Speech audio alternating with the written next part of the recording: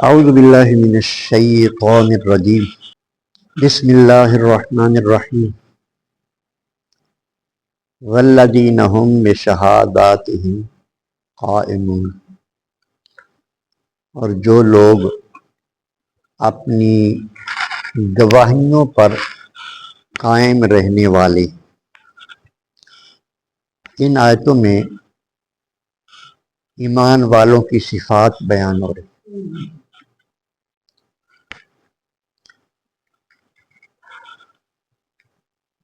پچھلی آیت میں یہ ارشاد فرمایا گیا ہے کہ وہ امانتوں کی حفاظت کرنے والے ہوتے ہیں، اور امانتوں کا سلسلہ جو ہے وہ بڑا لمبا ہے، طویل ہے۔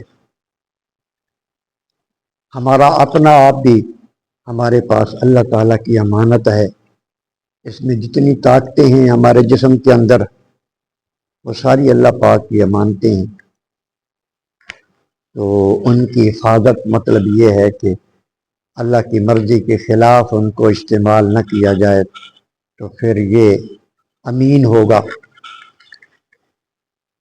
اسی طرح ارشاد فرمایا کہ وہ لوگ والذین ہم، وہ لوگ جو بشہادتہم قائمون، اپنی گواہیوں پر قائم رہنے والے۔ سب سے پہلی شہادت بندہ یہ کہتا ہے کہ اشہد ان لا الہ الا اللہ، میں گواہی دیتا ہوں کہ اللہ کے سوا کوئی معبود نہیں۔ یہ اللہ کے حق میں، اس کی وحدانیت کے حق میں گواہی۔ واشہد ان محمدا عبدہ ورسولہ، میں گواہی دیتا ہوں کہ محمد صلی اللہ علیہ وسلم اللہ کے بندے اور اس کے رسول ہیں۔ اس کے علاوہ اللہ تبارک و تعالیٰ کے احکامات کو بجا لا کر اس کا بندہ ہونے کا ثبوت، اس کی عبادت کا، اس کے احکامات کا برحق ہونے کا ثبوت بندہ اس گواہی سے دیتا ہے۔ اور پھر دنیوی معاملات میں جو دنیا کے جھگڑے، ایک دوسرے کے حقوق جب پامال ہوتے ہیں تو اس پر بھی گواہی کی ضرورت ہوتی ہے۔ گواہی سچی ہو تو حقوق کی حفاظت ہوتی ہے، گواہی اگر غلط ہو تو پھر حقوق کی حفاظت نہیں ہوتی، فیصلے غلط ہو جاتے ہیں، حق لوگوں کے مارے جاتے ہیں۔ تو جھوٹی گواہی دینے والا جو شخص ہے وہ بہت بڑا گنہگار۔ گواہی بھی اس کو سچی دینی، گواہی چھپانا بھی بہت بڑا جرم، گواہی چھپانا بھی بہت بڑا جرم ہے۔ بلکہ فقہا نے تو اس میں اتنے تقوی کی بات کی ہے کہ ایک بندے کے سامنے ایک واقعہ ہوا ہے، وہ صحیح گواہ ہے، تو جہاں گواہی ہونی ہے، جہاں عدالت میں اس نے جانا ہے، وہاں اپنے طور پر آسانی کے ساتھ وہ جا سکتا ہے،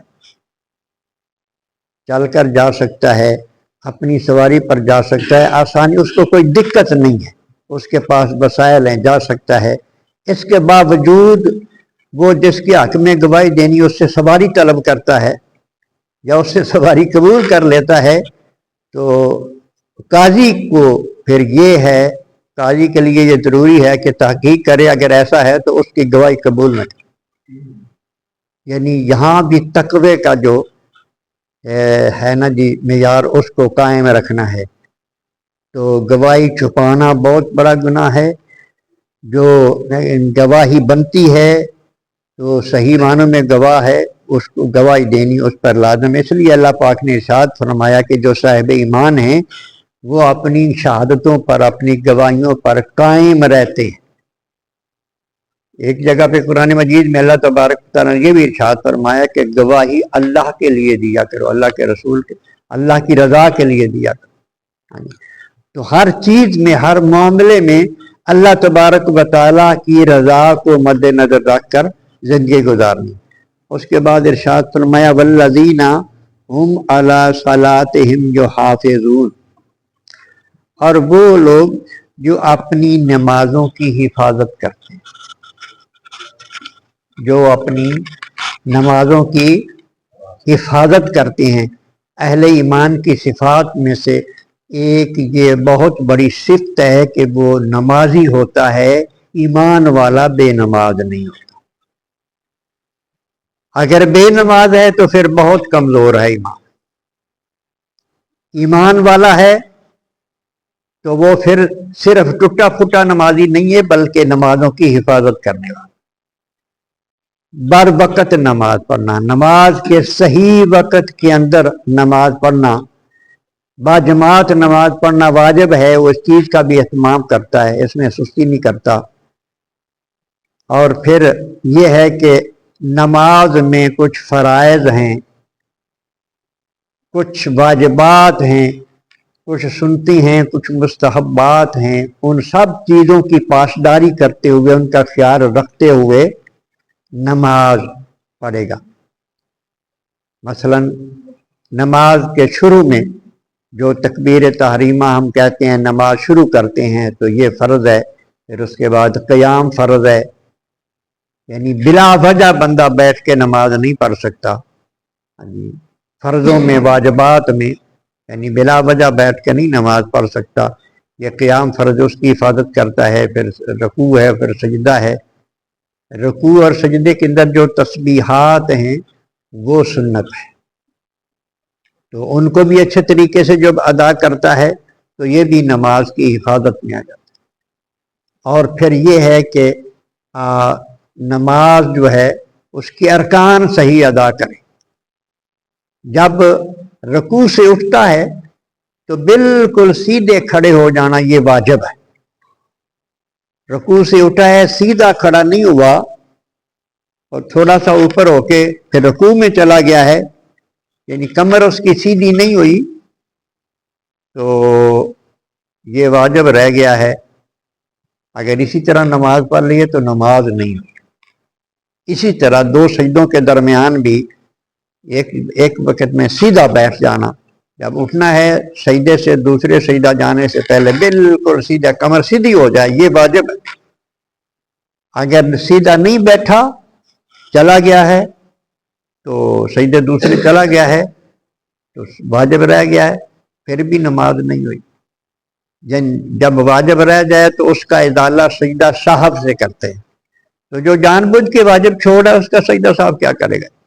ہاں جی، سجدہ صاحب تو مطلب اس صورت میں کرے گا کہ درمیانی اتحیات بیٹھنا تھا، کھڑا ہو گیا ہے تو وہ واجب رہ گیا ہے، تو اب وہ سجدہ صاحب کرے گا تو اس کا ازالہ ہو جائے گا واجب کے رہنے۔ تو اللہ تبارک و تعالیٰ نے یہاں یہ ارشاد فرمایا ہے کہ وہ اپنی نمازوں کی حفاظت کرتے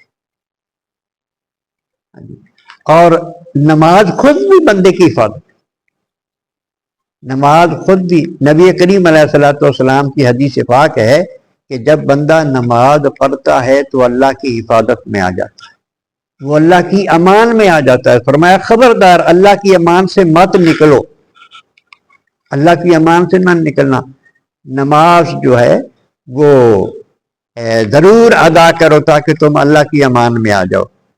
اور پھر یہ قرآن مجید میں ارشاد فرمایا کہ ان الصلاۃ تنہا عن الفحشاء والمنکر، بے شک نماز روک لیتی ہے بے حیائی سے اور برائی سے۔ یہ بھی تو حفاظت ہے نا، کہ نماز بے حیائی سے روک لیتی ہے، برائی سے روک لیتی ہے۔ نماز جس کی ہو جاتی ہے، اللہ جس کی نماز قبول کرتا ہے تو اللہ تبارک و تعالی اس کو توفیق عطا فرماتا ہے کہ وہ گناہ سے بچ جاتا ہے، وہ بے حیائی سے بچ جاتا ہے۔ اور اس کا فائل نماز کو قرار دیا گیا کہ نماز بچا لیتی ہے برائی سے، اور یہ تو خود حفاظت کرتی ہے۔ تو جو بندہ اس کی حفاظت کرتا ہے، صحیح اس کو ادا کرتا ہے، اس کی اصلاح ہو جاتی ہے، اس کی تربیت ہو جاتی ہے۔ اس کا ظاہر بھی صحیح ہو جاتا ہے، اس کا باطن بھی صحیح ہو جاتا ہے۔ اور پھر ارشاد فرمایا اولئک فی جنات مکرمون، یہ صفات جن کے اندر پیدا ہو جائیں گی نا، امانت کی حفاظت کرنے والے ہوں گے، وہ گواہی پر قائم رہنے والے ہوں گے، اور نماز کی حفاظت کرنے والے ہوں گے، اللہ تبارک و تعالی اس کو جنت عطا فرمائے گا، اور یہ جنت میں عزت والا ہوگا۔ اولئک فی جنات مکرمون، اور یہ جنت میں مکرم اور محترم ہوگا، عزت کے ساتھ جنت میں جائے گا، احترام کے ساتھ جنت میں جائے گا، اور عزت آبرو جنت میں اس کو ملے گی، اس کا ایک مقام ہوگا جنت میں۔ اللہ تبارک و تعالی ایسی صفات اپنی اندر پیدا کرنے کی توفیق عطا فرمائے۔